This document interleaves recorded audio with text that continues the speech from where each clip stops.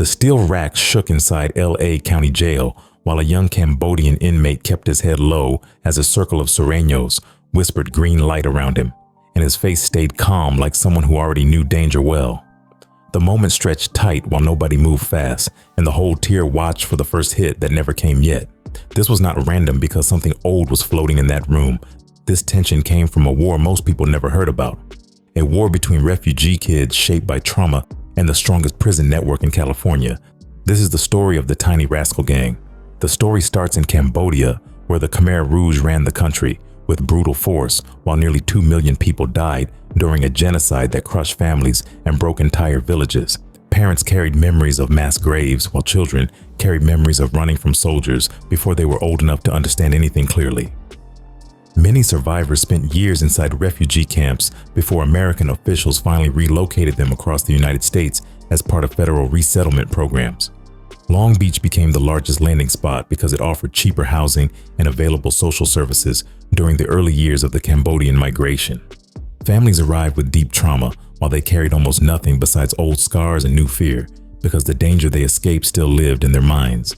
Language barriers made daily life confusing while parents struggled to find stable work or communicate with the local authorities.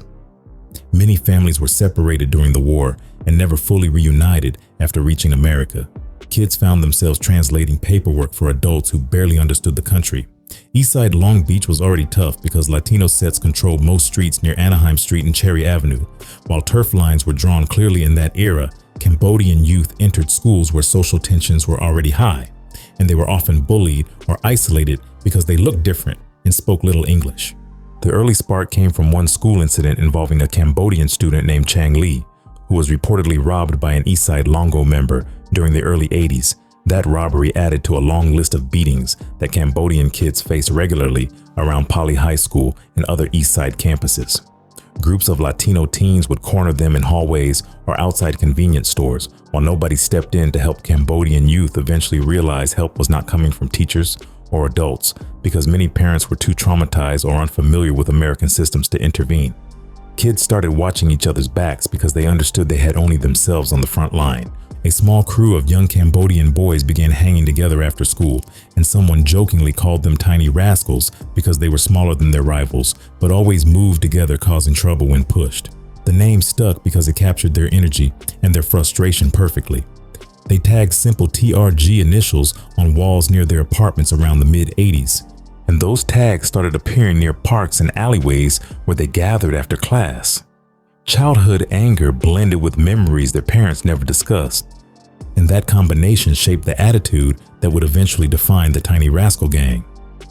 The first generation of TRG came together between 1981 and 1985 when groups of Cambodian teens realized they needed protection against bigger neighborhood sets. Many of these kids were barely 13 or 14 when they decided to move together like a unit, because walking alone in Long Beach often meant getting pressed by Longos or older tag crews. Parents tried stopping them, but most parents were overwhelmed by language barriers and trauma, and many simply did not understand how dangerous the streets had become for their children. These teens studied local gang culture because that culture dominated the neighborhoods surrounding their schools and apartments.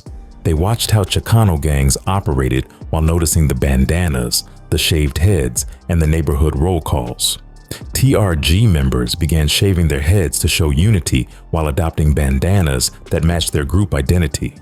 They imitated graffiti styles found around Long Beach because tagging served as their first form of representation. The 3 small dots tattooed under the eye or on the wrist became common among TRG members because the dots symbolize a street life path borrowed from older gangs. Their graffiti often marked corners near Lewis Avenue, 15th Street, or small alleys behind apartment rows that housed Cambodian families. Schoolyard scuffles quickly evolved into early organized retaliation because these kids were surrounded by violence daily and believed they needed to respond the same way. Boys who once carried bruised knuckles from playground fights eventually carried stolen guns, purchased through older teens in nearby neighborhoods. Early robberies involved hitting convenience stores or targeting rival teens for jackets or bikes. One of the earliest known confrontations involved a group of TRG teens jumping several Longos behind a market near Anaheim Street after months of harassment. Stories began circulating about Cambodian kids who no longer backed down, and that shift changed the dynamic between local sets. The shift from defense to aggression happened quickly because every hit brought retaliation, and every retaliation raised the stakes higher. The first firearm incidents involving TRG started around 1984 when members used a .22 caliber pistol during a parking lot confrontation with local rivals. That moment marked a turning point because guns turned school conflicts into neighborhood conflicts that now involve serious danger. Word spread through Long Beach that Cambodian teens were becoming organized and fearless enough to stand in front of threats rather than run from them. Some kids lost their lives during these early years, while others carried scars from knife fights or drive-by attempts. Their identity grew from a survival instinct shaped by war memories their families carried silently. Many TRG youths grew up hearing stories about soldiers, executions, and escapes across jungle borders. Those memories gave them a mindset that felt different from other local sets because violence was not new to them emotionally. They carried a sense of fearlessness because danger felt familiar rather than shocking. Older gang members noted that TRG moved like kids who understood life or death early, and that attitude helped the group build a strong identity quickly. By 1985, the Tiny Rascal Gang was no longer just a small group of boys watching each other's backs. They had become a recognized presence across East Side streets because their name appeared on walls, their fights increased, and their retaliation grew sharper each year. The transformation from refugees into street soldiers had begun, and Long Beach would soon feel the weight of a new force rising quietly inside its neighborhoods. Long Beach streets carried heavy tension once the Cambodian kids got organized because Anaheim Street quickly became the line that separated neighborhoods and controlled where people walked every day. Eastside Longos controlled most blocks running across Anaheim toward Cherry Avenue, and they used those corners to check anyone who looked unfamiliar. Cambodian families moved into apartment rows near Lewis Avenue and Gaviota Avenue in growing numbers during the mid-80s, which created a shift that Longos noticed immediately. Many Longos felt threatened because they saw Cambodian youth moving together through side streets, and they feared these kids would change the balance in East Side neighborhoods. Every crossing near Anaheim Street turned into a test because both sides understood that territory mattered heavily inside Long Beach. Tension eventually turned violent once fists stopped working during confrontations around corners like Anaheim and Dawson, where students regularly clashed after school. The Oswaldo Carbajal killing happened during the mid-80s when a car carrying TRG members pulled up next to a Longo vehicle at a red light. Words were exchanged before gunfire struck Carbajal, who died on Anaheim Street, while witnesses froze in shock. That shooting became the first known deadly clash between TRG and the East Side Longos, and it signaled the start of something far more dangerous. Gunfire replaced fists because retaliation came quickly, and the conflict intensified around every block touching Anaheim Street.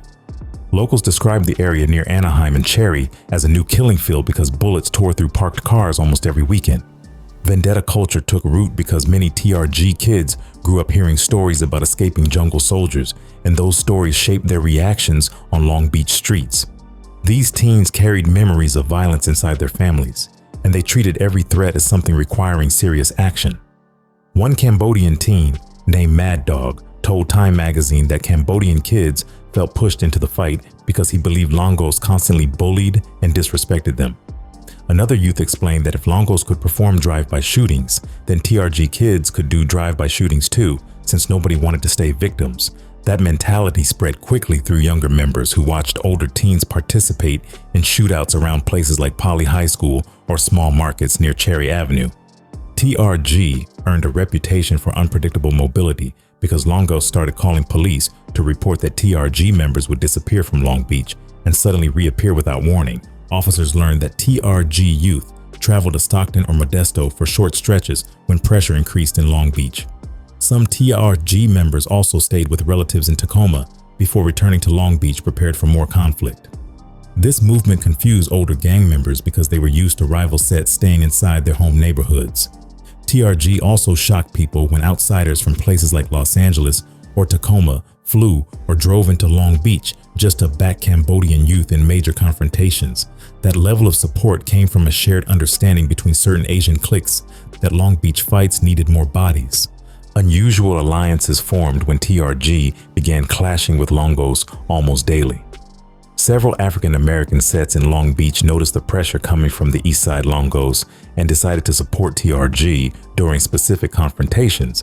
The insane Crips on the West Side especially offered backup whenever Longos pushed too aggressively toward Cambodian apartments.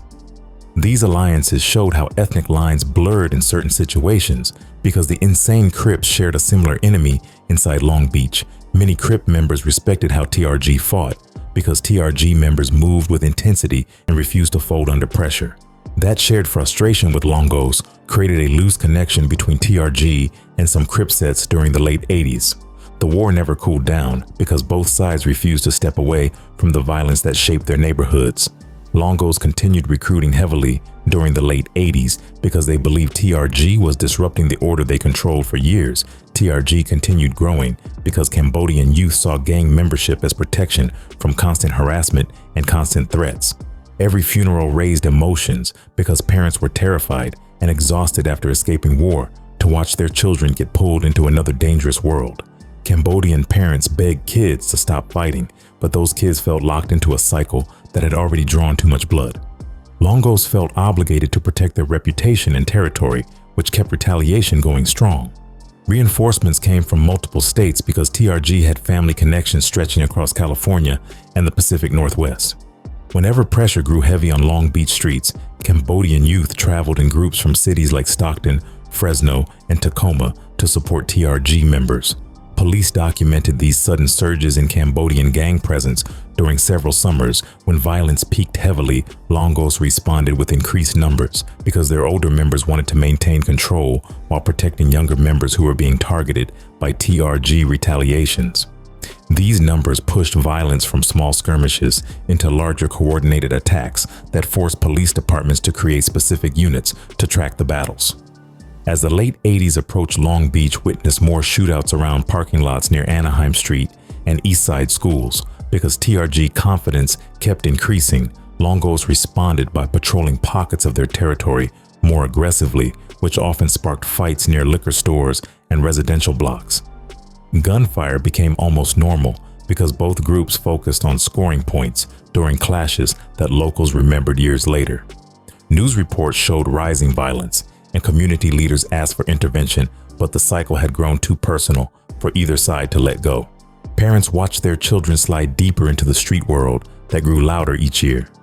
Cambodian mothers who survived Khmer Rouge camps cried when their sons arrived home bruised or stitched from fights outside Poly High School. Latino families feared for their sons when rumors of TRG presence spread across East Side parks. Both communities sat inside apartments praying their kids would return safely each night, fear-filled living rooms at night during those years because nobody knew when the next retaliation would hit another corner. The conflict between TRG and East Side Longos shaped the identity of TRG because the group learned to fight without hesitation. These years built the reputation that followed TRG into later conflicts with rival Asian gangs and eventually caught the attention of the Mexican Mafia. Long Beach had become ground zero for a feud that grew stronger with every bullet and every confrontation. The city carried the scars of these battles as graffiti-covered walls near Temple Avenue and Gaviota Avenue, while families tried to understand how refugee kids became street soldiers inside their new home. The war continued building towards something larger and much more dangerous as the early 90s approached. TRG kept growing through the late 80s because those Cambodian kids learned quickly that numbers mattered whenever rival sets pushed pressure across East Side blocks. Their small groups slowly turned into cliques with names, rules, and their own style. One clique called itself LRG, which meant Lady Rascals, and these were girls who moved with the boys and held weight inside the group. The presence of girls made TRG feel different from many older gangs because they acted like a co-ed unit rather than a separated structure. That opened the door for more non-Cambodian youth who started joining once they noticed TRG fighting hard and holding corners around Anaheim Street. Expansion beyond Cambodians happened slowly because kids from Vietnam, Laos, Thailand, and even a few Pacific Islander teens started hanging with TRG sets around the early 90s. These teens lived near similar apartment complexes and shared the same school environments, which pushed them toward the same protection. TRG liked this growth because bigger numbers meant stronger presence during confrontations with Longos across the East Side. Members began identifying strongly with their sets because their cliques represented friendship, survival, and pride in neighborhoods that felt hostile toward them. Initiation rituals started forming as TRG picked up ideas from California gang culture and adjusted those ideas to fit their lifestyle. Many members got jumped in, which meant they had to fight a group of older members for a set time to prove they belonged inside the clique.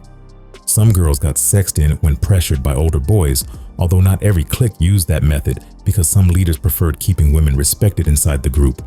A few teens with strong reputations got walked in without beatings because their actions already showed loyalty or skill. These rituals helped create structure inside TRG because members respected people who earned their place rather than floated inside casually. TRG understood the streets better each year, which shaped their involvement in more strategic crimes as the early 90s approached.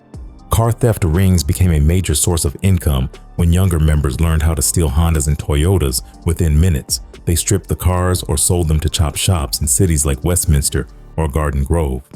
TRG also pressured Cambodian store owners to pay protection money around markets near Anaheim Street.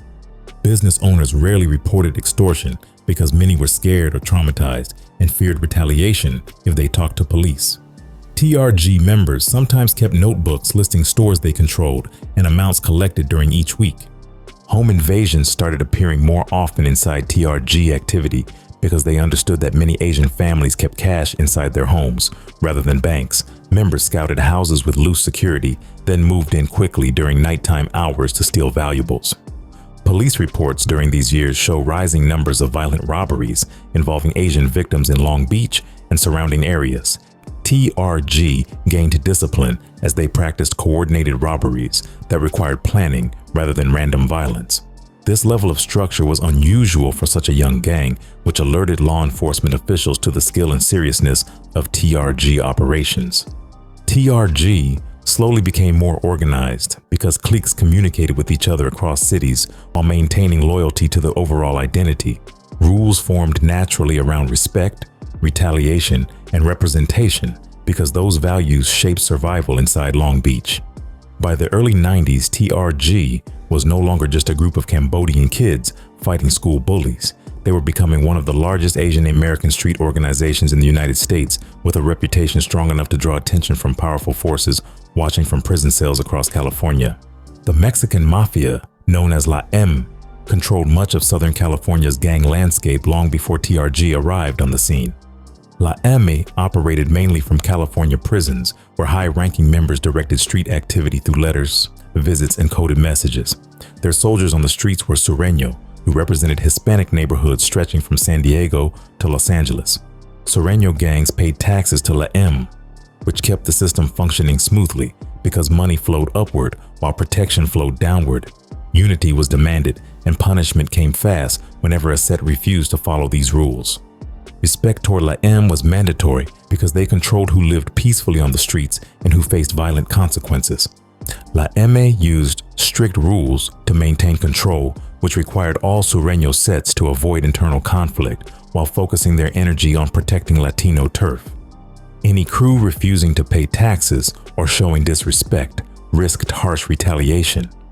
The Mexican Mafia enforced discipline by ordering hits on individuals or entire gangs whenever defiance appeared.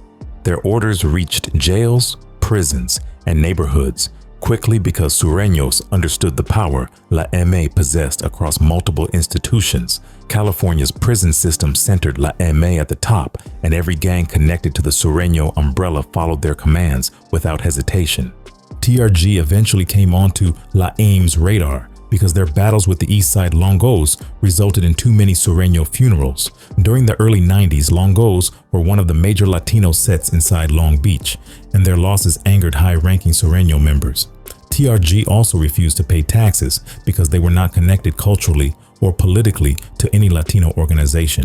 They moved independently, which La M considered insulting because independent gangs disrupted the established system.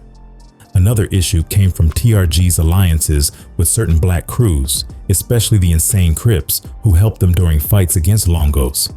La-M disliked any group aligning with rivals of Hispanic sets because alliances changed power structures inside neighborhoods.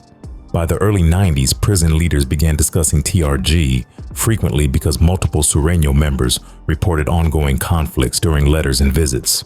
Complaints about Cambodian youth moving aggressively across Long Beach reached La-M's leadership, who saw this situation as a serious threat. TRG's mobility also bothered them because members disappeared to cities like Stockton or Tacoma, then returned when ready for more action. This type of movement made them harder to monitor, which angered Sureño shot callers who wanted order on their streets. Killing too many Sureños without consequences meant TRG needed correction according to La-M's standards. High-ranking Sureño shot callers eventually decided that TRG must be handled forcefully because their defiance represented a growing challenge. Orders traveled from prisons like Pelican Bay and Folsom toward Sureño gangs in Los Angeles County. La-M instructed Long Beach sets to focus entirely on eliminating TRG influence from every block near Anaheim Street. West Side Longos and East Side Longos were told to push aside internal disputes temporarily because removing TRG mattered more. This unity between rival Longo factions reflected La-M's ability to change gang behavior instantly whenever necessary. All Asians green lit lists appeared inside jails and on the streets because La-M decided that Asian gangs were collectively becoming problematic for Sureño dominance. These lists included Cambodians, Vietnamese, Koreans, Chinese, and Japanese individuals, which created fear among Asian youth held inside county jails. Green lit meant open season because any Sureño member could attack those listed without needing further permission. Multiple reports from the early 90s describe Asian inmates being stabbed or beaten inside LA County jail modules due to these green light orders. TRG members faced the highest danger because their actions in Long Beach triggered the crackdown.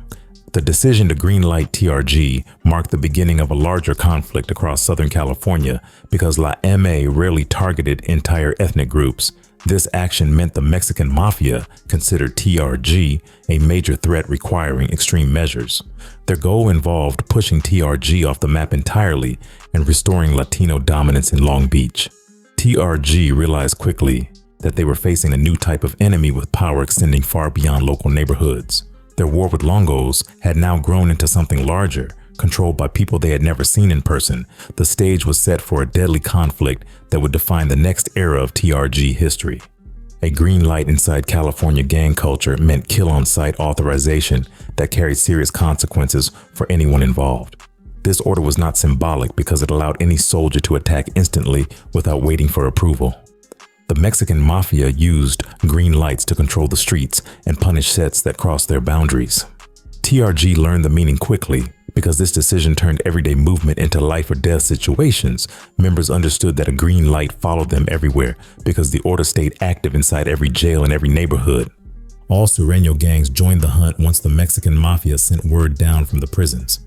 Long Beach sets moved first because they already had deep issues with TRG across Anaheim Street and Cherry Avenue.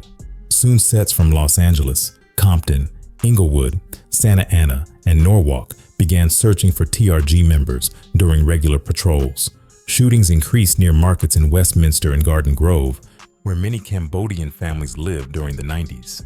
Police reports showed sudden spikes in violence involving Latinos and Asians because every Sureño set felt required to participate.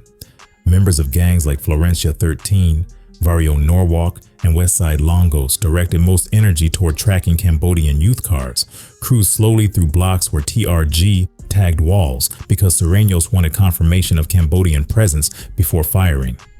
Everyone became a target once the green light spread because La-M included all Asian groups on their dangerous list. Asian inmates inside LA County Jail suffered violent attacks because Sureño inmates believed every Asian belonged to TRG or supported them. Reports from 1994 and 1995 describe multiple stabbings inside modules that held Chinese, Vietnamese, or Japanese inmates. Innocent non-gang Asians were attacked on the streets because Sureños mistook them for Cambodian members of TRG families in Westminster, and Garden Grove became afraid because children risked violence simply walking to school. La-M's 1997 list included Japanese, Chinese, Cambodians, and Vietnamese, which created widespread fear across multiple communities. Many people tried staying inside after sunset because they feared being mistaken for TRG members. TRG refused to fold because surrender did not match their mindset during the 90s. They rejected every attempt to force cooperation because they never planned to pay tribute or accept outside control. Older TRG members bragged about never bowing to any group inside California because they believed nobody controlled their movement. Some members said they survived real war overseas, which made them confident in street battles. Their refusal to cooperate frustrated the Mexican Mafia because most small gangs folded quickly under that type of pressure. TRG built a reputation for stubborn resistance, which shocked many older Sureño leaders who expected immediate submission. TRG grew more organized because survival required discipline once the green light spread across Southern California. Members began studying old military tactics and turned those ideas into simple handbooks that younger members followed closely.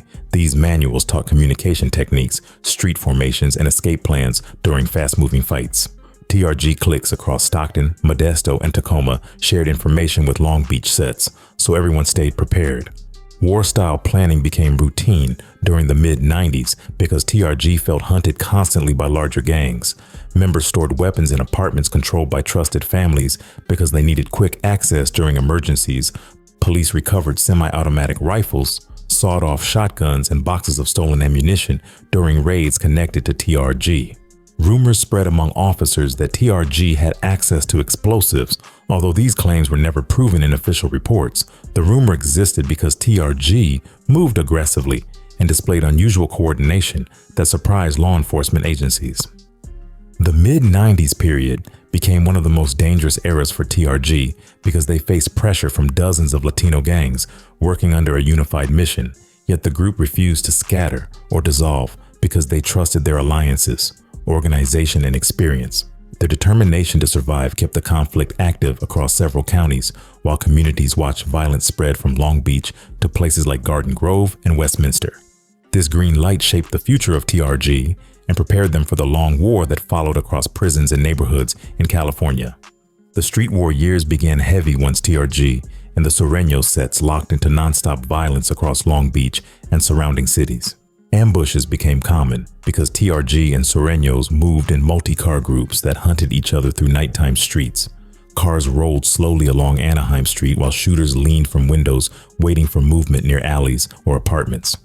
Retaliation hits happened quickly since each shooting demanded another answer from whichever side took the loss. Sureños patrolled neighborhoods where TRG members lived because they wanted to catch Cambodian youth walking home from school or stepping outside for errands. Every block turned dangerous since both groups treated these confrontations seriously. Caravans crowded with shooters became a known tactic during the mid-90s because TRG learned that traveling in numbers increased their survival chances. Sureños responded with caravans of their own, which created long chases through Long Beach streets. Gunfire echoed across South Street, Anaheim Street, and Gaviota Avenue during many nights that people still remember clearly. Police reports documented shootouts involving multiple cars, exchanging rounds while speeding through neighborhoods. Residents learned to drop to the floor whenever loud engines or squealing tires passed their homes. These ambushes created fear because stray bullets struck cars, windows, businesses, and sometimes innocent bystanders. Orange County saw a rise in conflict because TRG cliques operated heavily in Westminster and Garden Grove areas known as Little Saigon. Shootouts broke out near Bolsa Avenue and Brookhurst Street, where Vietnamese shops and cafes lined busy roads. Crowds scattered during gunfire since fights occurred near restaurants or markets filled with families. Many murders barely made the news because victims were Asian or Latino, and local media often overlooked gang violence involving immigrant communities. Some residents refused to speak with reporters because they feared retaliation from TRG or Sureño members. Police struggled to gather information since bystanders stayed silent and families avoided courtrooms. Law enforcement later admitted that several killings in Little Saigon never gained public attention because communities were already overwhelmed with fear. Night markets remained active, but tension hovered near every corner because nobody knew when the next caravan would appear. TRG members visited Little Saigon frequently because they had relatives living throughout the area. Sureños followed those patterns, which created gun battles across parking lots and alleyways during late hours. Even teenagers carrying takeout or groceries risked being mistaken for rival members. Cambodian families in Long Beach relived heavy trauma because these battles reminded them of violence they escaped during the Khmer Rouge years. Parents who survived genocide now watched their children walk into a street war that felt painfully familiar. Many mothers cried when police knocked on doors with news of shootings that involved their sons or nephews. Funeral gatherings became frequent since lost youth came from multiple neighborhoods across East Side Long Beach. Cambodian elders pleaded for calm because community leaders believed the violence was tearing families apart quickly. Local monks described the situation as a generational collapse because older refugees could not protect younger members from street life. Monks visited families weekly because parents felt lost while their children joined gangs for protection and identity. Community meetings formed inside temples near Atlantic Avenue and Anaheim Street, where elders begged teenagers to leave the streets. Their words rarely worked because TRG members believed walking away meant getting hunted by Sureños without backup. Many young men accepted that survival required loyalty to their clique, since enemies moved aggressively across every level of the conflict. Cambodian fathers carried silent guilt because they survived war overseas, yet could not save their children from war in America. Some fathers regretted not understanding school culture earlier, while others blamed themselves for lacking resources or language skills. Families packed entire living rooms during funerals, while monks offered prayers for young men whose lives were cut short by bullets. Crowded memorial services filled Long Beach temples during these years because violence stayed constant. Experts later questioned whether TRG actually won since they endured one of the harshest green lights issued by the Mexican Mafia. Many believe TRG survived the full green light intact because they continued operating across multiple states and maintained large membership numbers. Sureños failed to eliminate TRG, even with dozens of gangs participating in the manhunt. Police noted that TRG refused to scatter, which shocked older Sureño members expecting quick collapse under pressure. TRG did not retreat from Long Beach and continued moving through the same neighborhoods despite danger. Reports from the late 90s suggest the Mexican Mafia eventually dropped the broad green light on Asians because the conflict brought more chaos than benefit. La M.A. realized eliminating TRG required greater resources than expected because TRG fought aggressively with strong organization. Sureños took losses that frustrated some leaders since the green light brought continuous retaliation. Officers observed that attacks on Asian inmates later decreased after administrative changes and political pressure influenced jail management. By the end of the 90s, the intensity of the war lessened, but TRG remained present across California. Many scholars studying gang history consider TRG unique because they stood against a prison organization known for crushing rival groups. Quickly, TRG did not surrender territories to Sureños and continued expanding into states like Washington and Massachusetts. Their refusal to fold shaped their identity since members believed survival proved strength against overwhelming odds. La M.A. never publicly canceled the green light, yet their enforcement faded, which suggested a quiet acknowledgement that TRG was not going away easily. The street war years marked some of the darkest moments for TRG and Cambodian families who lived through the brutal cycle of violence. Every shooting carved deeper wounds into communities still healing from past trauma. Yet TRG's survival during this era remains one of the most referenced chapters in Asian American gang history. Their endurance against Sureño pressure created a reputation that followed them into future conflicts and shaped how law enforcement viewed them nationwide. The war eventually moved into new chapters, but the impact of the 1993 to 1999 era remained visible inside Long Beach for many years.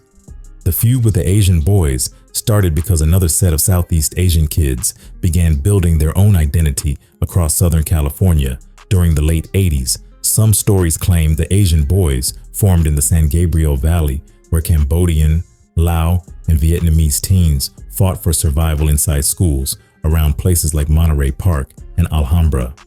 Other stories claim a small TRG clique split away after disagreements about leadership and direction. Both stories circulated heavily through street circles because nobody held one clean origin. What stayed true was how both gangs attracted Cambodian youth who struggled inside neighborhoods filled with pressure from Latino and Black sets. The Asian boys gained attention because their early members carried the same refugee trauma that shaped TRG youth across Long Beach. Many ABZ members had parents who came from camps in Thailand or survived heavy violence before reaching California.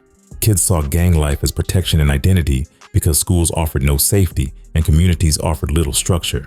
TRG and ABZ members often came from similar streets, similar apartments, and similar cultures, which created natural rivalry for the same pool of youth. Cambodian teens admired strength and loyalty, which both gangs claimed loudly. That environment sparked competition because each set wanted to lead Asian gang culture throughout Southern California. The rivalry grew intense because both gangs represented similar backgrounds, yet held different visions for how Asian sets should operate. TRG leaned on Long Beach culture, where survival and retaliation shaped their structure. ABZ formed around San Gabriel Valley ideas, where numbers, influence, and expansion mattered heavily. Both wanted dominance because Asian gangs were becoming larger. During the early 90s, TRG saw themselves as the strongest due to war with Sureños, while Asian boys saw themselves as rising quickly through violent reputation. Identity mattered because both gangs wanted to protect Cambodian youth while also becoming top leaders among Asian gangsters. This tension created violent clashes because neither set wanted to appear weak. Drive-by battles erupted across Stockton, Fresno, Seattle, and Portland whenever members crossed paths or traveled with allies. TRG and ABZ both expanded into Washington and Oregon, where Cambodian communities grew during the 90s. Shootouts occurred near apartment complexes in Tacoma and parking lots in Seattle, where groups met unexpectedly. Fresno saw heavy conflict because both gangs built strong numbers while controlling several streets. Stockton became one of the most active battlegrounds because both TRG and ABZ operated near Pacific Avenue and Hammer Lane Lowell. Massachusetts added another chapter because Cambodian families settled there heavily during the 90s. TRG and ABZ carried their feud into that city, which caused multiple shootings across Lowell neighborhoods like Back Central and Lower Highlands. Violence reached disturbing levels when Asian boys members committed a series of murders across Los Angeles during the mid-90s. Marvin "Shy Boy" Mercado became one of the most feared ABZ members because he participated in 8 killings across multiple neighborhoods. Mercado and his crew carried out drive-by shootings, executions, and robberies that shocked investigators. One incident involved mistaken identity when ABZ members opened fire on a group of Taiwanese civilians because they believed those victims were rival gang members. The victims had no connections to any gang and died tragically because tensions between TRG and ABZ created overall chaos in Asian communities. Mercado eventually fled to the Philippines, but was captured years later and convicted in Los Angeles for the killings. TRG also had members responsible for severe violence during the 90s. Run Chun became infamous because he participated in multi-state home invasion murders that terrified Asian families across California and Washington. Chun and his associates attacked homes believed to contain cash or valuables, which made them dangerous to several communities. Their spree included robberies in Sacramento and Spokane, where victims were executed during nighttime attacks. The worst case involved the Nguyen family massacre in San Bernardino during 1995, when 5 family members were murdered inside their home. The youngest child survived while wounded, which shocked the public deeply. Law enforcement connected these crimes to TRG involvement after tracking stolen items and identifying suspects through witness statements and forensic evidence. Detectives worked across multiple states because the spree stretched from California to Washington. Investigators followed patterns of similar home invasions and eventually arrested Chun and several accomplices. Court hearings revealed brutal details of the killings and connected them to a network of TRG members participating in violent robberies. These cases demonstrated how the TRG and ABZ feud added pressure that pushed some members toward more extreme actions. Communities suffered because innocent victims were caught inside conflicts that began as internal competition between 2 Cambodian-rooted gangs. Despite their rivalry on the streets, TRG and ABZ often found themselves standing side by side once they entered county jail or state prison. Survival outweighed the feud because Sureños targeted all Asian inmates during the green light era. TRG and ABZ dropped their street issues temporarily whenever they faced danger inside crowded modules. Both sets became allies behind bars because the Mexican Mafia directed Sureños to attack any Asian group. Members of TRG and ABZ shared food, watched each other's backs, and protected their race during yard time. Survival required unity because Sureños waited for weak moments to strike inside tight jail spaces. Inmates spoke about these alliances years later because former TRG and ABZ members admitted that jail changed priorities quickly. Both sets realized they were brothers culturally. Even though their rivalry caused decades of violence across several states, some inmates even said they respected each other more behind bars because they endured fights with Sureños together. Once members returned to the streets, the rivalry returned, but jail unity created brief moments of peace between two powerful Asian gangs. The war within shaped TRG deeply because they balanced external pressure from Sureños while clashing with ABZ members who shared similar history and trauma. The feud between TRG and ABZ left heavy marks across Asian communities in California and beyond during the 1990s. Cambodian, Vietnamese, and Lao families lived through fear because these conflicts created unpredictable violence. Long Beach, Stockton, Fresno, and Seattle carried scars from battles between two gangs that began with identity and pride. Both gangs influenced Asian American street culture heavily while shaping how law enforcement understood the growth of Southeast Asian gangs. The war within became one of the most complex chapters in TRG history because it involved loyalty, ethnicity, competition, and survival all at once. TRG expanded beyond California once families began relocating during the early 90s because many Cambodian parents wanted cheaper housing and safer neighborhoods. These moves pushed TRG members toward new cities where older cousins or siblings already lived. Washington State became a major destination because Cambodian communities grew quickly in Tacoma and Seattle. Kids carried TRG identity with them during these relocations because street life followed wherever stress and poverty existed. Tacoma turned into a TRG mini-hub because multiple families moved into the Salishan neighborhood during the 90s. Seattle built its own TRG presence near Rainier Valley, where gangs already controlled several blocks. TRG members in Tacoma organized quickly because they recognized similar threats from local sets operating across Pierce County. Shootings occurred along Portland Avenue and South 38th Street because TRG clashed with rival crews over disrespect and territory. Seattle sets built through small cliques that linked back to Long Beach members who visited Washington regularly. Police in Tacoma reported TRG involvement in robberies, stabbings, and drive-by shootings during the late 90s because these youth followed patterns learned in California.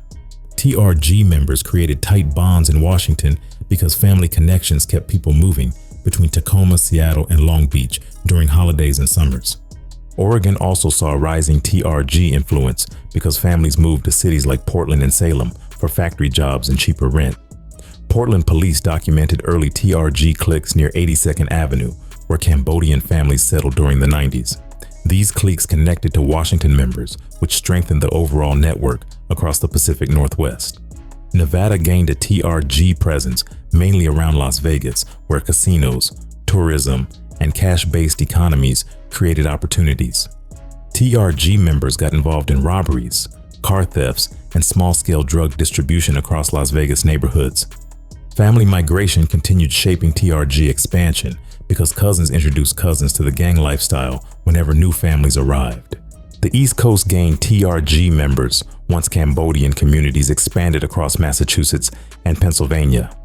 Lowell, Massachusetts became the largest Cambodian population on the East Coast, which drew TRG members quickly. Kids growing up in Lowell learned about TRG through older relatives and through visitors traveling from Stockton or Long Beach. Gun battles erupted between TRG and the Red Scorpions gang near Church Street and Middlesex Street during the 90s because both sets wanted recognition and influence. Lowell officers responded to drive-by shootings involving TRG and ABZ members who traveled east for visits or relocations. Cambodian youth in Lowell struggled with school fights, tension with local crews, and generational trauma similar to their West Coast peers. Philadelphia also developed a TRG presence during the late 90s because families moved into neighborhoods near Olney and Kensington searching for stability. TRG cliques formed quickly because Cambodian teens faced pressure from local gangs that controlled nearby blocks. Shootings occurred near small markets and apartment complexes where Cambodian families lived. TRG members in Philadelphia built connections with Lowell cliques because families often traveled between both areas. These connections strengthened the gang's presence across the East Coast for several years. TRG became multi-ethnic over time because membership expanded beyond Cambodian youth in states with smaller Asian populations. White teens joined TRG in Washington and Oregon because they grew up inside the same apartment complexes and shared similar struggles. Black members joined in places like Tacoma because neighborhood friendships mattered more than ethnicity. Vietnamese, Lao, and Thai members joined in states like Massachusetts and Nevada because Southeast Asian communities blended together through schools and shared experiences. This diversity shaped TRG identity because members adapted to different environments across the country. Partnerships with Asian criminal syndicates emerged once TRG expanded into multiple states where organized crime networks operated. Triads and Vietnamese groups connected with TRG members in cities like Seattle and Portland because both sides benefited from drug markets. Vietnamese networks produce high-quality marijuana across Washington and Oregon, which TRG helped distribute in several neighborhoods. Ghost Shadows members also appeared in certain trafficking cases because they operated across coastal cities with established smuggling routes.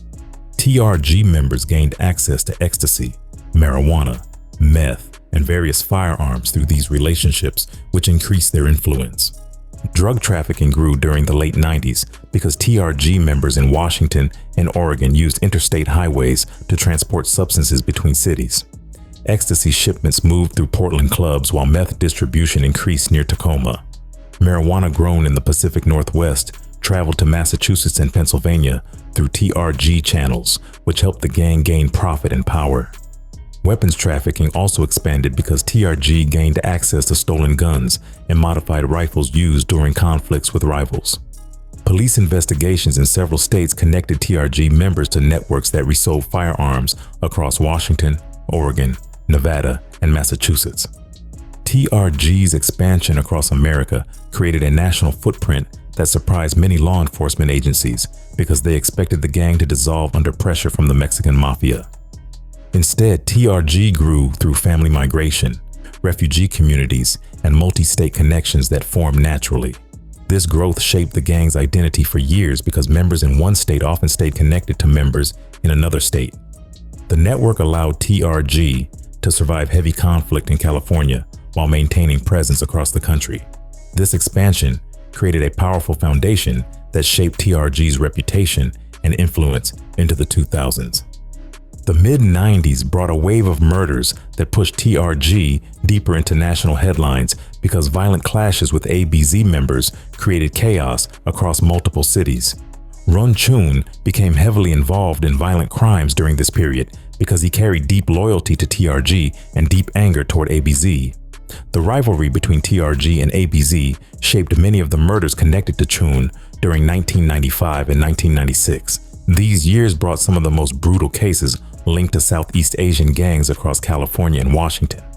Police departments finally responded by forming multi-agency task forces because they realized the violence had reached levels that demanded federal attention. Officers from Long Beach, Stockton, and Seattle worked together because the murders crossed state lines and required stronger cooperation. Run Chun's involvement included home invasions, robberies, and executions that terrified Asian families during those years. Victims in Sacramento and Fresno lost their lives during nighttime robberies planned by TRG associates. Multiple counties reported similar patterns, which helped investigators connect the crimes.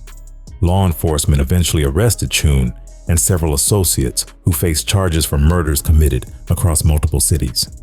Court documents describe chilling details about victims who were tied up, shot, or beaten during the home invasions. These crimes pushed communities into fear because families felt hunted inside their own homes. The rivalry with ABZ fueled part of the violence because both gangs wanted dominance during a period full of internal pressure. The 2003 Patricia Miller case marked one of the saddest incidents involving TRG because the victim had no connection to any gang conflict. Patricia Miller was a 45-year-old mother living in Pierce County, Washington, when she was shot outside her home by TRG members searching for rivals. The shooters believed a rival gang member lived at the address, which turned the situation into a tragic mistaken identity case. Miller died in her driveway, while neighbors rushed outside after hearing gunfire. The emotional impact shook the community because people saw an innocent woman lose her life due to gang tensions she knew nothing about. Cambodian families grieved heavily because they understood how often innocent people suffered during conflicts involving TRG members. Local leaders spoke publicly about the tragedy because they wanted the community to recognize the seriousness of youth gang involvement. Police arrested multiple TRG members connected to the shooting, and the courts delivered long sentences to those involved. The case pushed Washington residents to demand stronger gang intervention programs because families feared more innocent victims would lose their lives. Community members held vigils and fundraisers for Miller's family because the impact of her death extended far beyond the neighborhood. The 2007 Sacramento officer killing further escalated TRG's reputation because the shooter was a 16-year-old gang member. His name was identified as Feng Yang, who fired shots at Sacramento County Sheriff's Deputy Vunguyen during a traffic stop. Yang shot the officer in the head while attempting to escape from the scene. Vunguyen survived, but suffered severe brain injuries, which created massive backlash across local communities. Media outlets across California aired constant updates about the case because the suspect's age and gang affiliation shocked viewers. Police arrested Yang shortly after the shooting and discovered heavy TRG connections within his circle of friends. Local backlash grew strong because many residents demanded harsher punishments for juveniles involved in gang shootings. Community leaders called for tougher sentencing, while politicians used the case to push new gang legislation. Reporters interviewed Cambodian families who felt devastated because the shooting increased negative attention toward their community. The media surge created tension because many refugees felt misrepresented during interviews. The victim's family received widespread support because the attack targeted a respected deputy performing routine duties.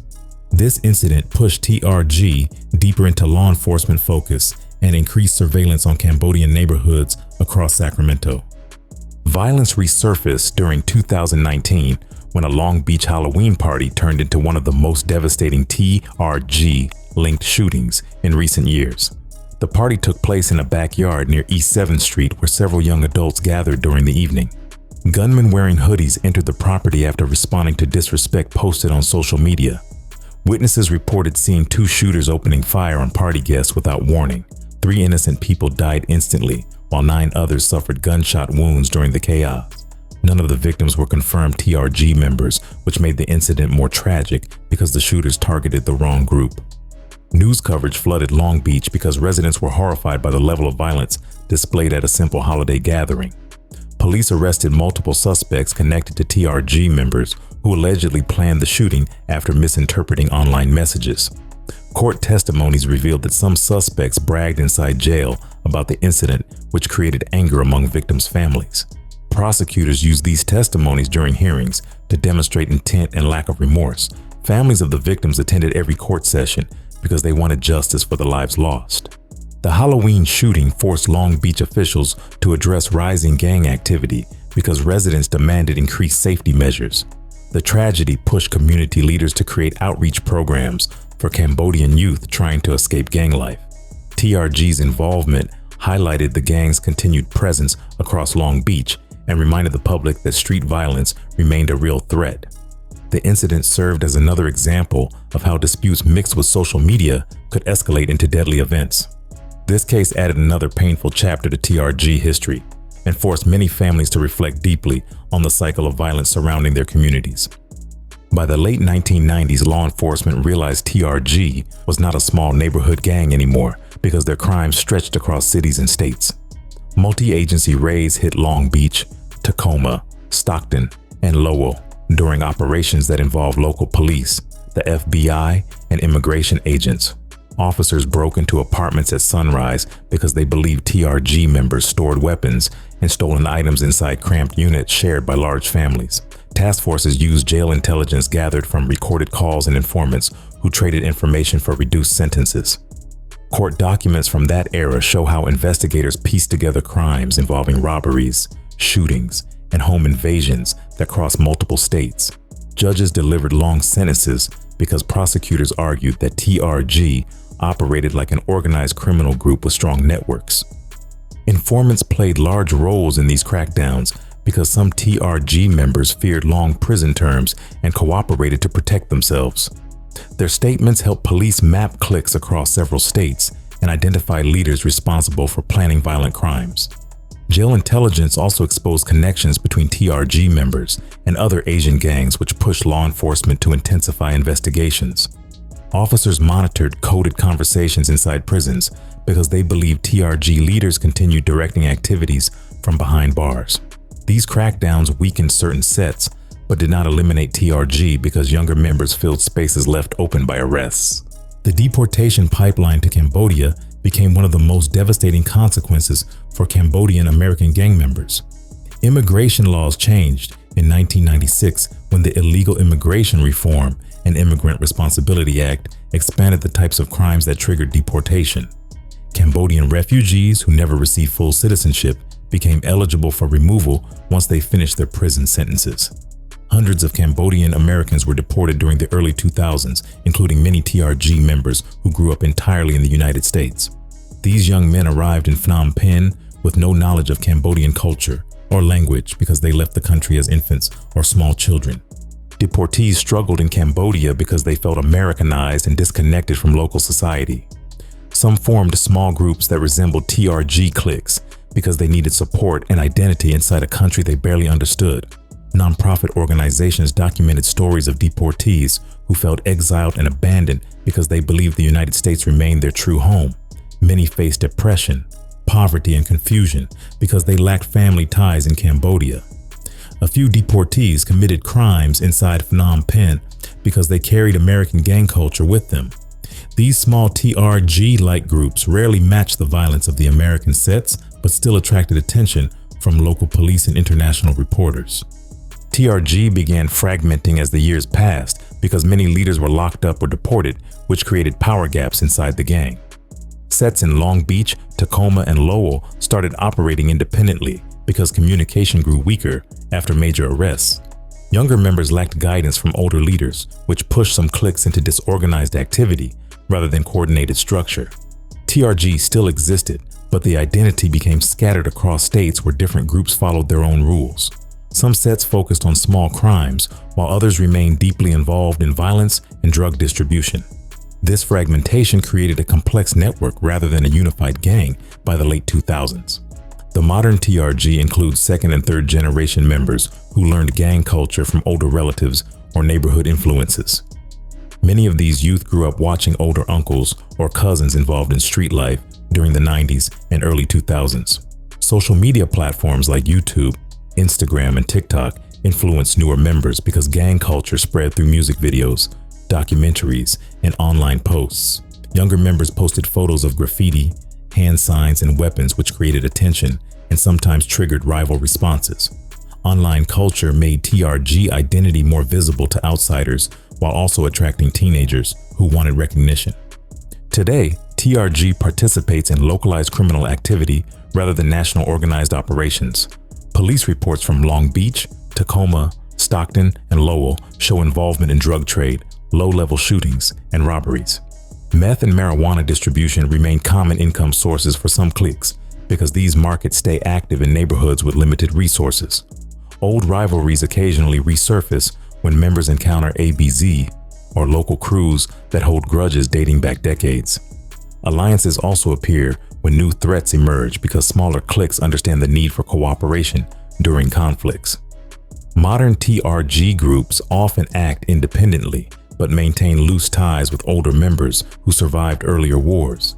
The legacy of the TRG war weighs heavily on Cambodian elders who survived genocide and later watched their children become involved in American street violence.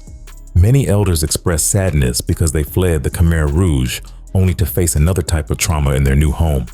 They speak about losing youth to prison, deportation, and gun violence, which created a second wave of emotional pain across Cambodian communities. Temples in Long Beach and Lowell hold memorials for lost sons whose pictures fill community boards.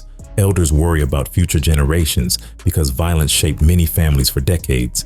The dual trauma of surviving genocide and American gang conflict created deep scars across Cambodian American communities. Families who carried memories of war had to cope with funerals, courtrooms, and deportations that tore households apart again. TRG remains a reminder of how trauma, poverty, and displacement can shape young lives when support systems fail. The gang still exists, but its story is now part of a larger history involving survival, conflict, and cultural struggle. The lessons remain heavy because Cambodian communities continue rebuilding while remembering the cost of the wars that shaped their past. TRG came up fighting everybody around them and survived storms that should have wiped them out. Families paid the price while kids got pulled into battles they barely understood. The streets kept turning and the body count kept rising while mothers prayed for peace that never came fast enough. TRG still stands in pieces today because that history never really left the neighborhoods. The war changed them forever, but their story shows how pain follows people even when they cross oceans trying to escape it.